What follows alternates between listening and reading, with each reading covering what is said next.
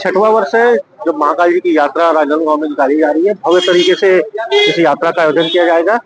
शिवरात्रि के एक दिन पूर्व बाबा महाकाल की यात्रा संस्थाधारी महाकाल मित्र मंडल निकालते हैं और शिवरात्रि के दिन हमारे बड़े भाई पवन लागा जी की महाकाल सेना का जो यात्रा है वो कल 3 बजे कुआं चौक से रहेगी।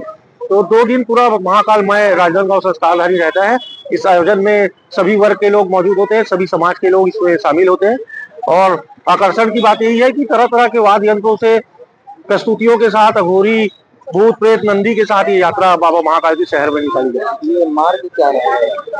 मार्ग पिछली तरह जैसा मार्ग था पिछला बार का रूट की यहाँ से महाकाल चौक से दुर्गा चौक से बाहर मस्जिद होते हुए भारत माता चौक, रामाधीन मार्ग, काम्पी लाइन से महाकाल चौक और महाकाल चौक से जयस्तंभ चौक में समापन। यहाँ पे स्टेज प्रोग्राम भी अघोरियों का रखा गया है।